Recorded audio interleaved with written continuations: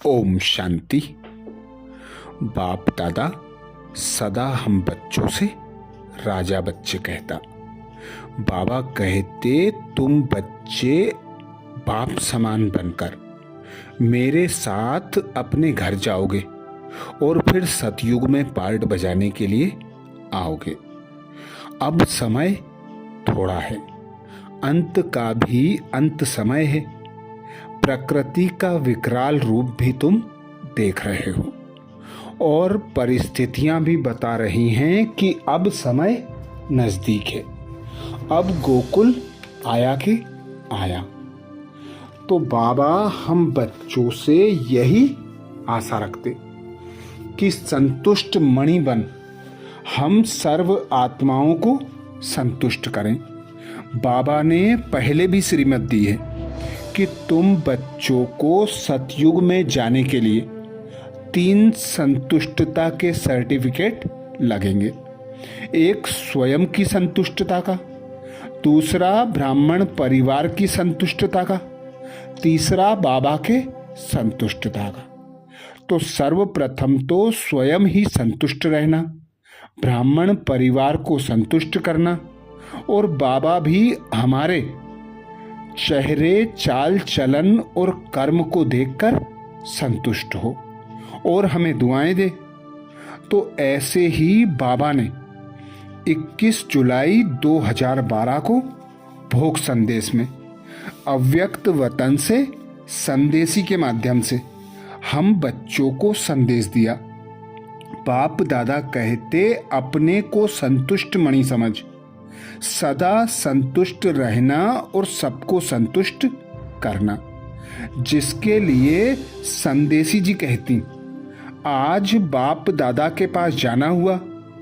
बाप दादा ने दूर से ही दृष्टि से सकाश दी और उसी स्नेह में समाते हुए मैं सम्मुख पहुंच गई। फिर तो मधुर मिलन का अनुभव आप भी सब जानते हैं कि बाहों के झूले में समाने के विचित्र अनुभव में समा जाते हैं। कुछ समय के बाद बाबा बोले आज क्या समाचार लाई हो? मैं बोली बाबा अभी भी हमारी साथी बहनों की भट्टियां चल रही हैं। सभी ने दिल की याद के साथ प्रतिज्ञा भी की है कि हम परिवर्तन करके ही दिखाएंगे। बाप दादा सुनते हुए बहुत मीठा मुस्कुरा रहे थे। ऐसे लगा जैसे बाप दादा के नयनों में आप सभी समाये हुए थे।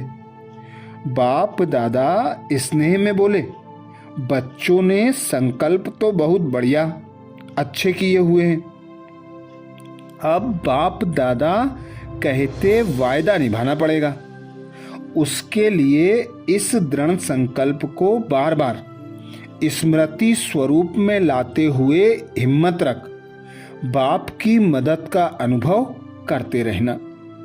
बाप दादा की आप सब आशाओं के दीपक बच्चों से यही शुभ आस रहती है कि हर एक बच्चे को हर समय अपने को संतुष्ट मणि समझ संतुष्ट रहना और संतुष्ट करना है।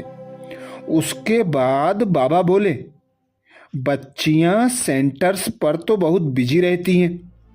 बाप दादा आज वतन की सैर कराता है।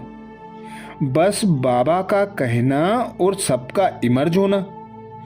सब बहुत खुशनुमा मूर्त में निहाल हो रहे थे। फिर सबने मिलकर गीत गाया। बाबा ओ मीठे भाग्य विधाता बाबा, इतना भाग्य बनाएगा कौन? फिर बाबा बोले चलो बच्चियों को आज बगीचे में सैर कराते हैं। सारा ग्रुप चल पड़ा। वह भी दृश्य बहुत सुंदर था। जब बगीचे में पहुंचे तो देखा वहां भिन्न भिन्न प्रकार के फलों के वृक्ष थे। उनमें फल ऐसे लटक रहे थे जो हर एक अपनी दिल पसंद को तोड़कर खा सकते थे। सभी बहुत मौज मना रहे थे। उसके बाद बाबा ने सबको लाइट की पहाड़ी पर ले चले, जहां बाबा के साथ ऊपर चोटी तक सभी बैठ गए। बाबा बोले, अब सेकंड में ज्वालामुखी स्वरूप में स्थित हो शक्तियों की किरणें फैलाओ। तो देखा सबकी किरणें निकल एक छत्र छाया बन गई और पहाड़ी के नीचे जो आत्माएं खड़ी थी उनके ऊपर लाइट पड़ रही थी। वह सब सुख चैन का अनुभव कर रहे थे। बाबा बोले, ऐसे ही सुख शांति का अनुभव कराते रहना। इसको रोज दिनचर्या में कभी मिस नहीं करना। मन को बिजी रखना तो सदा निर्विघ्न रहेंगे, संतुष्ट मणि बनेंगे। उसके बाद बाबा ने हर एक को एक एक रूहे गुलाब का फूल दिया और बोले, रूहे गुलाब सदृश्य रूहानियत में रहना और एक दो में रूहानियत देते रहना।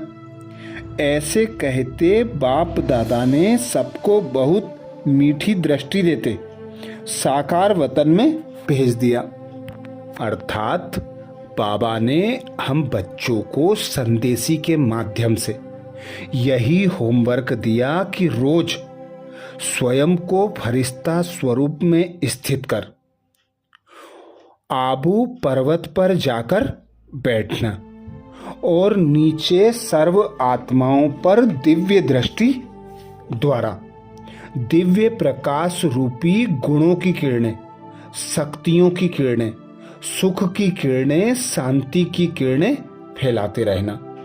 बाबा कहते रोज यही अभ्यास दिन में एक बार अवश्य हो कि सबको सुख चैन का अनुभव कराते रहना।